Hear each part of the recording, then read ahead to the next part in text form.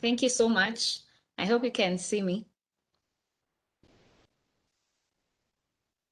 Yeah, as Alan has said, I'm Cynthia Thuo, HSC, and I'm the Chief Operations Officer at AFEX. So I'm going to share my screen shortly. So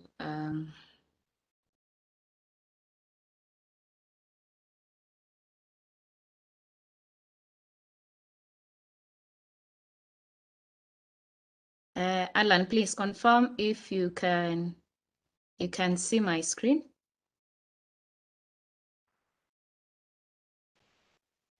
Alan. Not yet, not yet. Okay.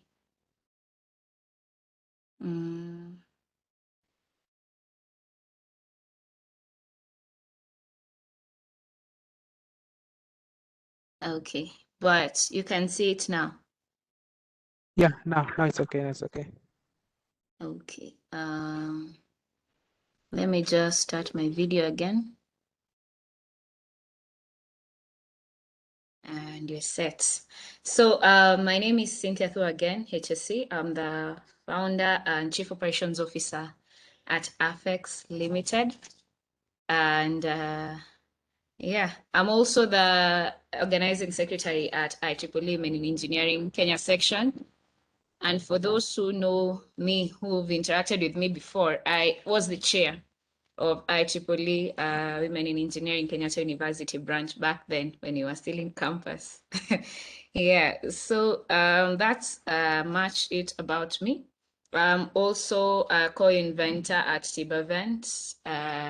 Yeah, amongst many others that you'll learn about me as we continue. So today we are here to talk about innovation and especially matters pertaining women in engineering. So, and in the content we'll have what's innovation and what are the repercussions of adamance to change, and what are the challenges that are faced during the innovation process and the rewards of innovation, as well as I'll leave a 5 minutes break for you to ask any questions that you will be having. I'll also answer a few matters that Alan has raised. Yes, so that you can be wholesome, so that it can be a wholesome presentation.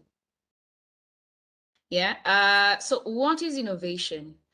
There are many people who've defined innovation in many ways, but I would say it's a process that leads to generation of a new idea, a new process, or a new method, yeah, or even a new product. And innovation starts from a problem. Yeah. Anytime you see there is a problem, it is better to look at it as an opportunity, because any person who is successful because they have solved a particular problem. Yeah. If you find yourself with nothing to do, like for instance, you don't have a job. Yeah. If you can solve someone's problem, because that's where jobs actually come from. If you can solve someone's problem, if you can solve someone's problem, then you can find a way of, you can get a means of living. That is how people get their living from. So innovation basically comes from seeing a problem. And then once you see that problem, you come up with a solution, basically. Yeah. For instance, when COVID-19 struck in 2020, early 2020, we, Tibavent team, we came together and we saw that as an opportunity to solve someone's problem. And that is how Tibavent was born. You can see the ventilator here on the left. Yeah. So it was a point where people were they were in it was a moment of disturbing for those people. Sorry, let me just put my things on silent because it's distracting. So it was a moment of despondency where people saw as if there was no way forward. So the fact that we came up with the first ever locally made ventilator in Kenya, it was a source of hope for them. Yeah. So Innovation comes from the fact that you've seen a problem and you can find a solution to that problem. Yeah. The second picture, you can see there is a photo of me and a few other people, and we are posing against, we call it Apollo. Yeah. Apollo is an intelligent access control system that grants people access based on whether they're registered with the system or not.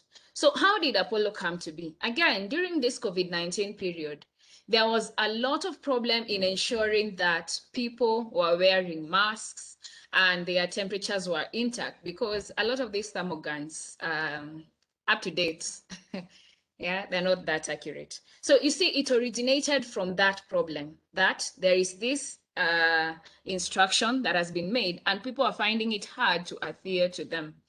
Once we came up with that solution, it was easier to even innovate around it. Why? Because there was a certain problem that we were looking at. And based on that fact that there was that issue, there was that problem, then this came in as a solution. And when we could get our funding, or we could get our returns on investment, that's investing the thinking and investing the time, from the fact that there was a problem, an issue that was occurring at that particular time. So anytime you find yourself in a situation where there is a lot of problems, just know that that is an opportunity. As small as it is, maybe around your area, people are unable to access food. There is a way you can innovate around it. And as we'll continue, we'll see that you will see that there are different methods and tools you can use in innovating. Yeah. Another project that I've been involved in, I haven't been able to insert pictures though, is on the nano satellite. Yeah. So how did the nano satellite come to be? There was an issue of these locusts everywhere, and people don't know what time they are going to come. Yeah. And therefore, from that issue of farmers not knowing what time locusts are going to come, and it was costing them a lot of losses in that their crops are being eaten and their investments, they were not getting the returns on the investments that they'd made. So the fact that there was that issue, we came up with a nano satellite that will help them to predict whether locusts are coming. See, so it started from the fact that there was an issue somewhere. And then that issue, there are different tools, there are different methods you can use to solve that problem. Yeah. If you're able to come up, because you see, an innovation is a new idea or a new product or a new method. If that method is addressing a particular problem, then you will get returns on it. No matter how simple the solution is, you'll get returns on it, as long as it's solving someone's pain. Yeah. So there are different repercussions when people are adamant to change. And that is in any particular, even if we leave innovation alone and we look at it from a live point of view. Yeah. If you have an issue and someone pinpoints, by the way, Cynthia, there is this, that I think if you change, it'll become better. See, that's innovating then around yourself. If you are unable to change that, then you'll be putting yourself at a loss. Yeah, you will be shortchanging yourself. So the same way in different companies, in different methods of doing things, when people are adamant to change, there are repercussions that follow them. Yeah, there are losses that they make based on the fact that they are adamant to change. I'll give you a brief story on the Blockbuster. These people had 9,000 stores. Yeah, they had more than 65,000 employees, and they had made so many investments. And what were they doing? They were selling DVDs and CDs. Yeah, that is compact discs. So they were adamant to change in the way of doing things. They wanted to stick to what they had. Why? Because they had made a lot of investments. A lot of investments. That is the Blockbuster. Like I've told you, they had a whole 9,000 stores selling videos. People used to like to go to their stores. So there's a company that came around called Netflix. And when Netflix came, what they changed and we are going to see later on ways in which you can innovate. So they changed the model a little bit. And what did they used to do? They used to take those CDs and DVDs to the individual people, like they take it to your doorstep. But the difference is the subscription model. Yeah. To cut the long story short, when the Blockbuster was asked if they could buy Netflix for just a small amount of money, around $85 million, they didn't want to do so. And they also didn't want to change their mode of operation. So when people realized, kumbe, I didn't know that I can actually get CDs and DVDs on my doorstep. They started transitioning slowly. They started transitioning to, and in a matter of a few months, the customers reduced, and as we are speaking currently, yeah, they were declared bankrupt. So that was Blockbuster, and they refused to change their mode of operation. They were adamant to change, and $1 billion company is now bankrupt. Why? Adamant to change.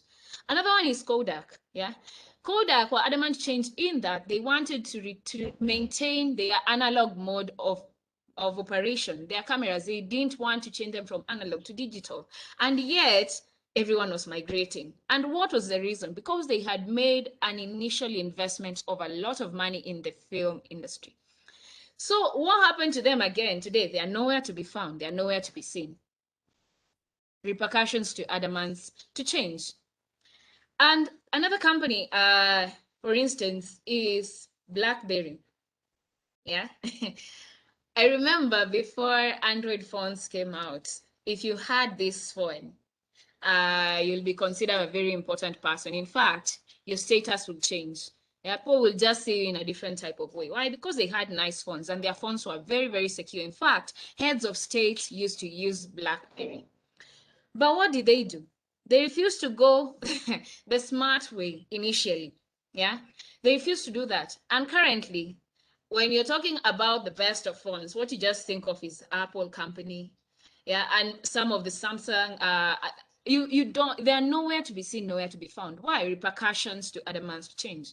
So change is consistent. If there's something that's consistent, it's change. So no matter which industry you find yourself in, for instance, if I decide to venture into the healthcare industry, and in the healthcare industry, I see a particular set of problems. Yeah. If I am adamant to change, then it will mean that I'm selling my solution rather than solving the customer's problem. Yeah. So if I'm able to solve this customer's problem, I won't be reluctant to change. Why? Because my point of view will be from their point of view. And therefore, I'll be able to change to solve the pain that they have. And I will be flexible because it's not about me or my solution. It is about solving their particular problem. So repercussions of adamance to change or adamance to innovation, because innovation is basically about change, is that you won't get returns on your investment. After a while, people will not buy from you. Why? Because you're adamant to change. Anytime you get yourself in any industry, the best thing you can do is to be flexible, especially in matters innovation, especially when you're looking at the customer. Yeah. So there is something we call business model innovation. And this is innovating around the business model, and it leads to disruptive innovation.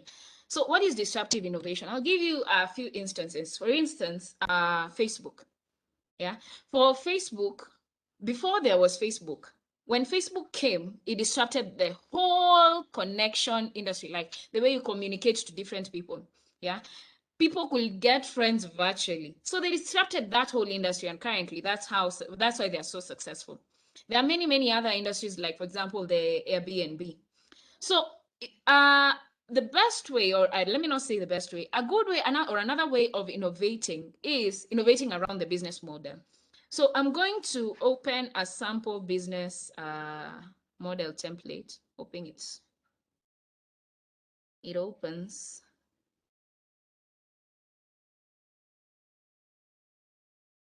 Um,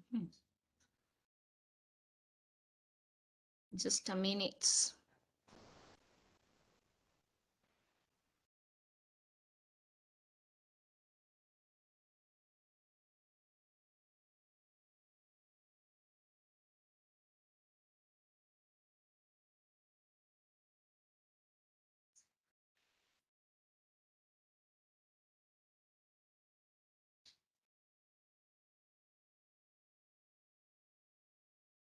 Alan, again, confirm with me if you can see this business model canvas. Yes, we can see it, but it's a bit halfway the screen. Alan, can you hear me? Yes, we can hear you. Hello?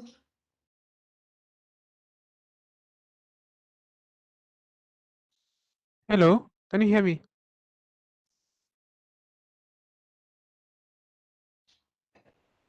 Yes, we can Hello? hear you. Can anyone hear me?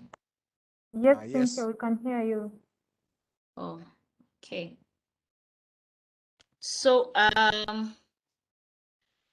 key partners, for example. So a business model is just a model that helps you to go around business when you're innovating. And in our business model canvas here, you can see there is key partners, there's key activities, there's value proposition. So most of the people, they innovate around the value proposition. And this is the changing in what value you're giving to your specific customer. Yeah. So that is one way in which a person can innovate. For example, you can change different ways in which, for instance, like I was telling you about Tibavent. Yeah. So in Tibavent, what happened is that we brought the value of bringing ventilators. So most of the time when people are bringing value proposition, innovating around the value propositions, it is products that they come up with. Yeah. Another way in which you can innovate is around process or methods of distribution. Let me just scroll down a little bit. Yeah, or channels of distribution here. So for example, like I was telling you the story with Blockbusters and Netflix. What Blockbusters remained with is that you have to go to the store and get the solution. Yeah, but what happened with Netflix is that they changed the method in which the product was getting to the customers, in that they will bring it to the specific people. Yeah, so they changed they just innovated around the channel, or around the business model rather. They didn't focus mostly on the value proposition. So inventing around or innovating around the business model helps a person to find new ways of doing things, different ways of bringing different processes. And you can find that through that, actually, you're solving a customer's problem. You don't necessarily have to come up with a completely new thing so that it can be innovative, because again, it's different ways. Like like the way we defined is different ways of doing things, and it can be a different method, it can be a different product, it can be a different idea. So when you're revolving around this business model, then you are able to come up with disruptive technologies. Yeah. An instance is Airbnb. Yeah. When Airbnb came around, what happened is that they actually overtook the housing industry. And why was this? Because they revolved around the business model. And which segment exactly did they revolve around? This is the customer segment, part of the business model. And what they did is that they ensured that there is trust. There is trust with people. Yeah. And you see, initially, it's not like they were the first ones. They ensure that there is trust between the tenant and the person who is the tenant and the person who is housing, or the landlord. And they introduced something called a review. And the other people had not thought about it. So a person can revolve around the business model and actually come up with a new solution. Yeah. So let me go back to what we were sharing so we can finish on this.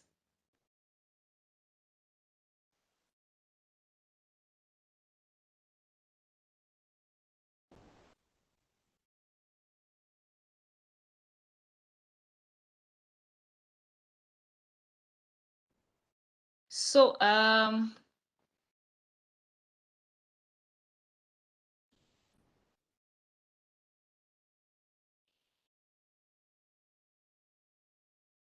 please, Alan, confirm you can hear me.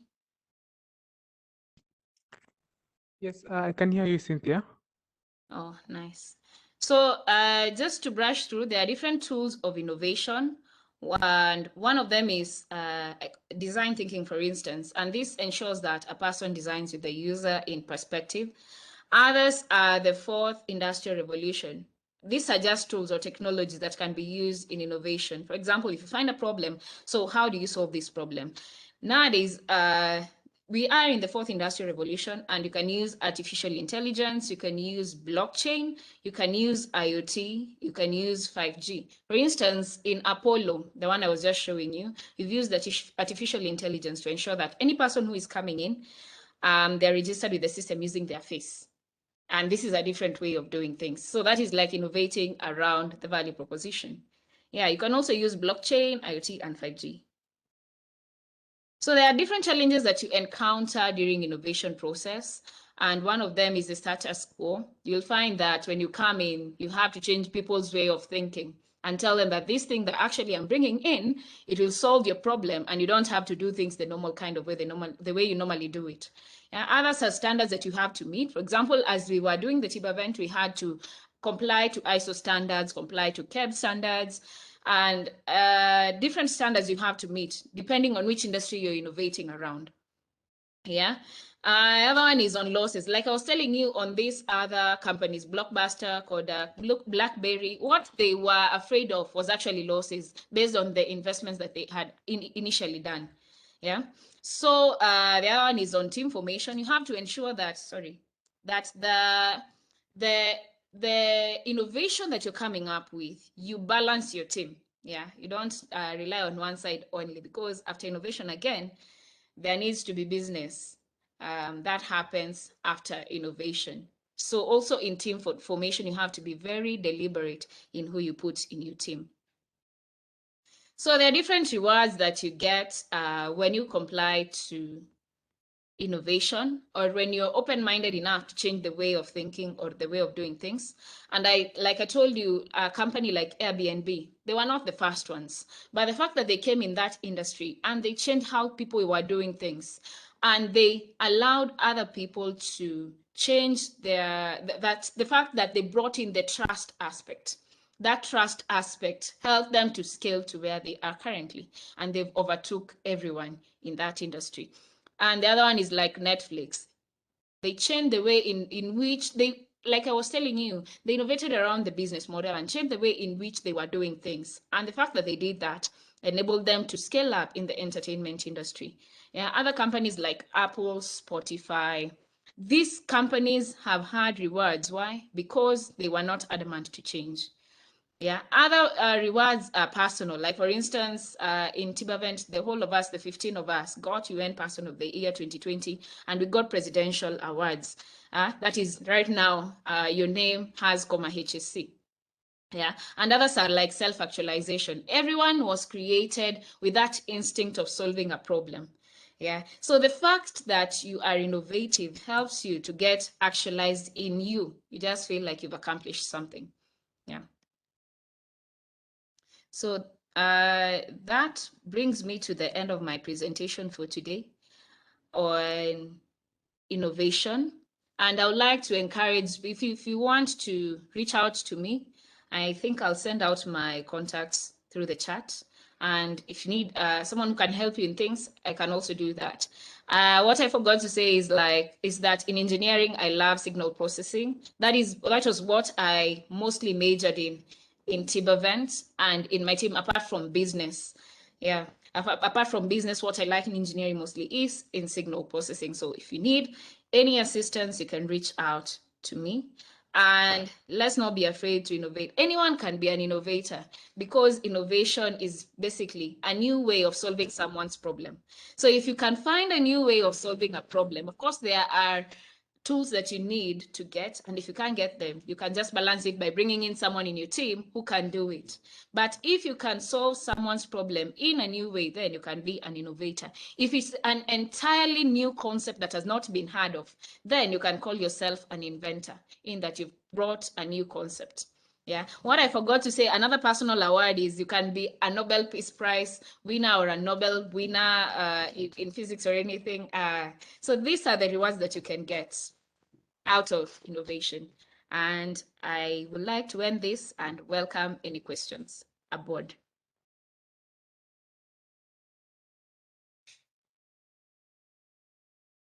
Wow. Thank you so much, Cynthia, for that amazing presentation. There's a lot to take from that in terms of engaging yourself, in terms of projects, innovation, and many more. So please, if you have any questions for Cynthia, just drop them on the chat section or just go ahead and unmute because I think we are way past time, but I realize some few minutes, then we switch over to the next session. If you have any question, please just unmute us directly. Then, yes, Wendy, please go ahead. I've seen you raise your hand.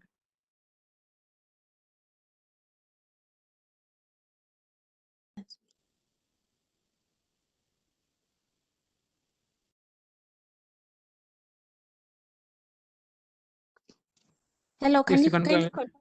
hear me? Yes, yes, I can hear you.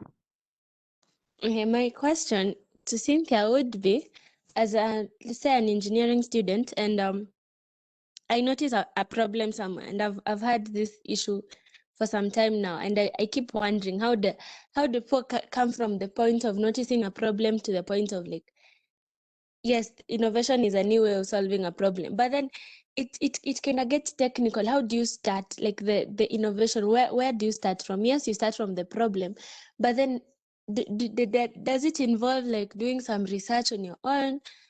Like maybe she can give like one example of a project that she participated in and how, like, the process of how she came from the problem all the way to the innovation. Just maybe a brief of maybe 30 seconds or something, just a process, because it's kind of a gap between I've seen a problem and I know that I Hello, need to find a we are not able to hear then you, where do I Alan. start? Thank you. Yeah, thank you.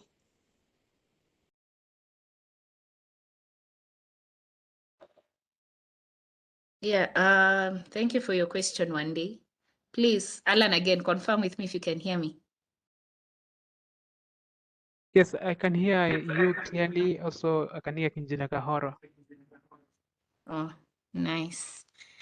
How do you go about bringing the problem, or not the problem, rather, how to bring about your solution? So first of all, you have to be honest with yourself. So you found this problem. Like I told you, there are different ways in which you can innovate. And if it's a problem that you've seen that a particular set of people are undergoing, yeah, there is some, I don't know if you've heard about design thinking. And design thinking is a way in which you innovate or invent based on the user, not based on yourself. For example, I can just sit down and think, maybe Alan has this problem, maybe. Or I just look at him and say, I think Alan has this problem. So I just go direct and bring out a solution, the one that I'm just thinking. Let me just, for example, maybe Alan is hungry. So let me bring him KDF to eat. Yeah. So that is just a solution that I've brought in my head immediately without thinking. Is it that he's hungry or he's not found the food that he likes eating or something like that? So you can come with design, you can go the design thinking way. And design thinking means that you will look at that particular user and see what exactly is the problem they are facing. From that, you can find which tools you can use to solve their problem. Yeah. For instance, I'll use Apollo, the one that we came up with. At that particular point, there was the problem of COVID-19. Yeah, during COVID-19 period, people are having issues in that you have to social distance, you have to give yourself a social distance that you don't infect another person with COVID. And also you have to put on your mask and they have to check your temperature. So for that guard to come and check your temperature, then they will have violated the social distancing rule. You see? So the fact that you will have to do that made us look at the user, and we thought, so what if we bring this other one? Will it solve their problem? And we went and did our researches, our market research out there. Please, it's not advisable to go ahead and do something without having, first of all, done market research, so that you can get to know if this thing, after you come up with a solution, will it be sold?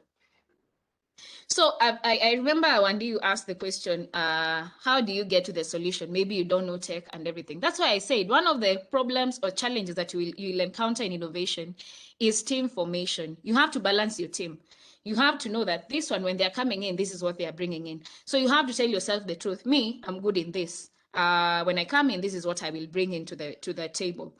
And then maybe another person will bring in the aspect of business or the aspect of marketing. Or maybe you can do two of them and bring in another partner who will help you in what you're not so strong in. So if you can be able to do that, then you will bring everything to the fulfillment of the solution. Additionally, there are mentors.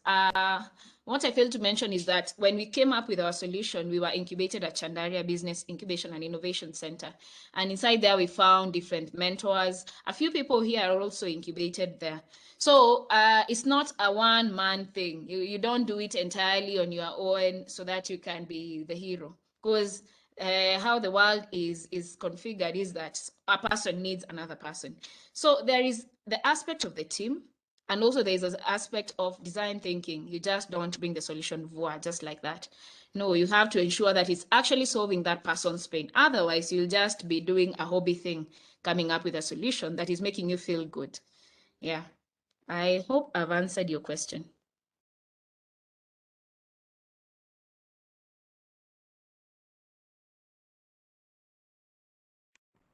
Thank you for that response, Cynthia.